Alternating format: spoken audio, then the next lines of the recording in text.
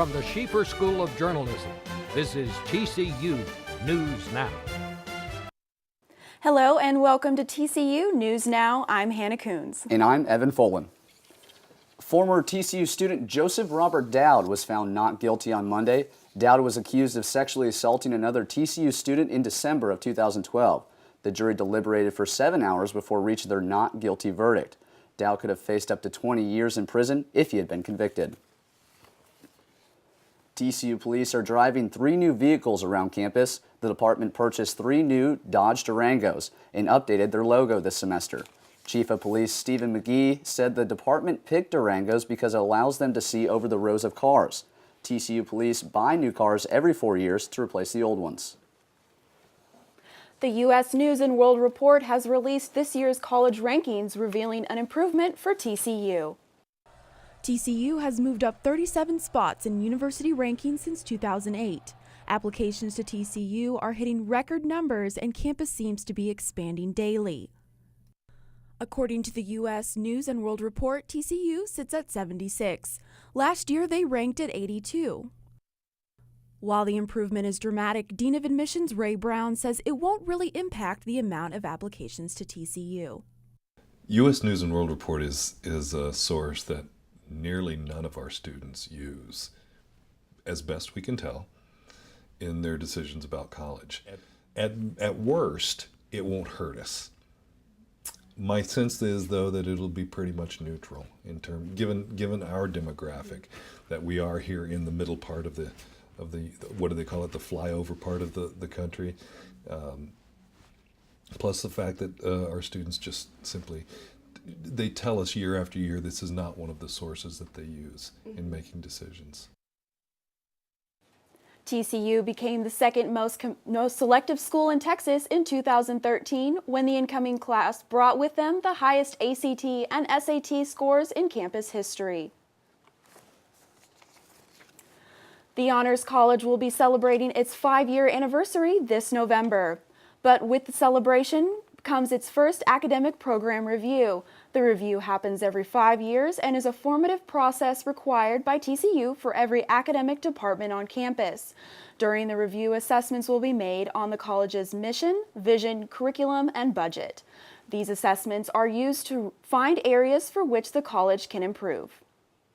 This fall, the Harris College of Nursing and Health Sciences welcomes updated classroom technology. Lena Bleets takes us there.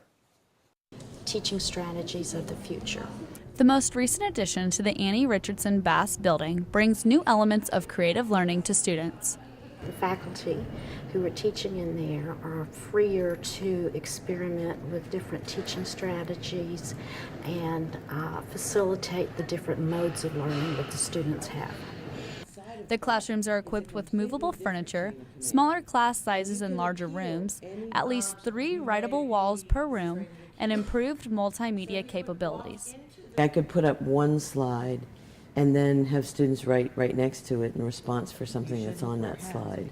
Or the students can then link in to one slide and respond as a group on the other slide. Junior nursing major Britt Kajowski's favorite part of the new building is the study area in the first floor atrium.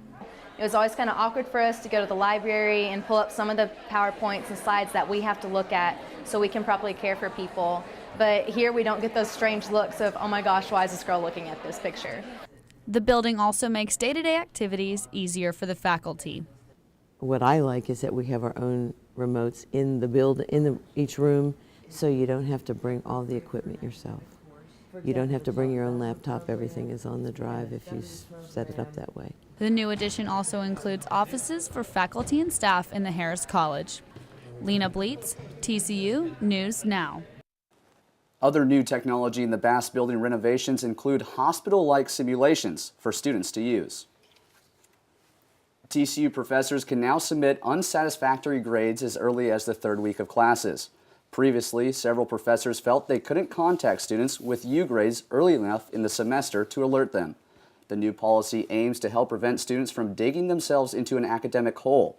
Students with 2 or more U grades will be referred to Campus Life. TCU welcomes a new professor from the National Symphony Orchestra. Elizabeth Adkins is now a violin professor at TCU. She made her debut performance on campus September 15th at the Music Chamber Series Showcase. I'm enjoying being back in Fort Worth. It's closing a very large circle for me. It's a really fantastic milestone for TCU to bring on board someone of this caliber. Adkins was with the National Symphony Chamber Orchestra for 31 years before coming to TCU. Plans for a new parking garage on campus are sparking debate between TCU administrators and area neighborhood associations. The main issue in contention at the recent meeting was 45 parking spots that could line Canty Street.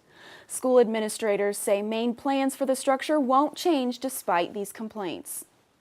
Some on-campus apartments have received updates to their units. Sierra Albertson has the story. The Tom Brown Pete Wright apartments are undergoing renovations. We've had 12 apartments renovated in the Tom Brown Pete Wright community. There are 6 buildings in the community, and we've had 2 done in each of those buildings. David Adams lives in a unit that has not been updated. I had no idea they were even upgrading them. I heard they were, but that was kind of a, oh, of course they are.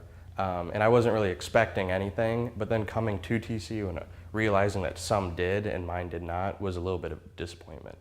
Well, we've made some upgrades to mostly the kitchens. We've upgraded the countertops and the cabinets as well as the appliances in the kitchens. There is some new lighting and new furniture in the living areas.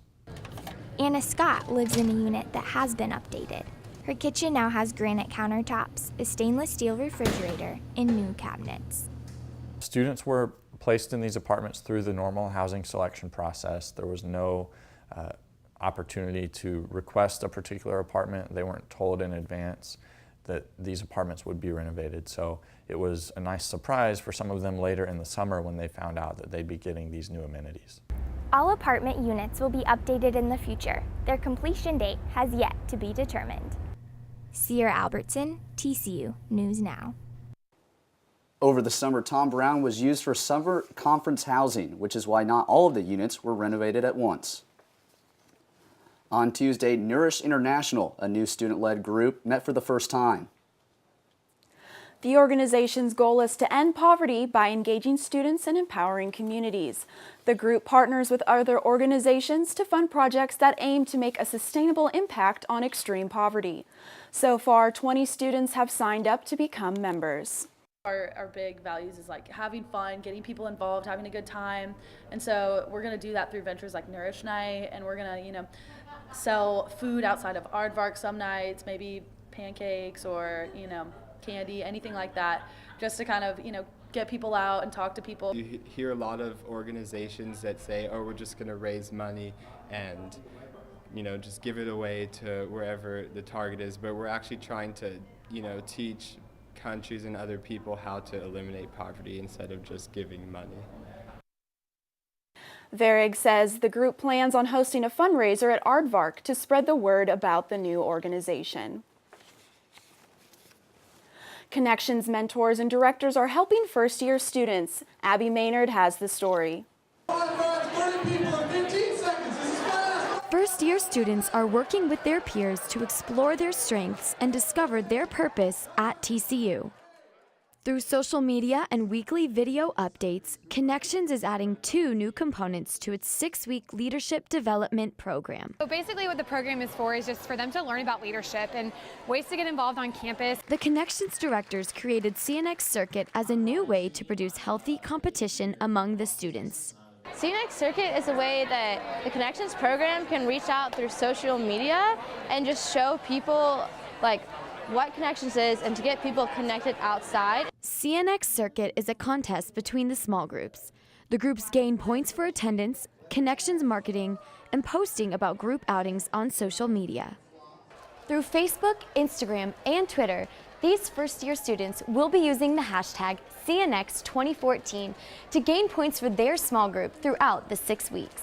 Participants are connecting through the circuit by posting photos and comments with the hashtag.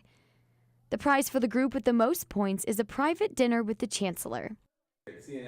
In addition to CNX Circuit, the Connections directors are filming weekly updates for the students called CNX Now. Those videos will have the director board talking, so myself will be talking, and we will just be highlighting different programs on campus. Good afternoon, Connections 2014. My name is Brian Toney, and this is your first edition of CNX Now. I think the videos were great because they were a great reminder of what's going on right now and what will be happening in the next few weeks. The number of students registered for Connections this year has doubled from the amount last year. I really hope, that approximately 500 students walk away from this experience saying, I want to learn and grow more as a leader, and how can I impact my fellow classmates at TCU and then also the community beyond. Abby Maynard, TCU News Now.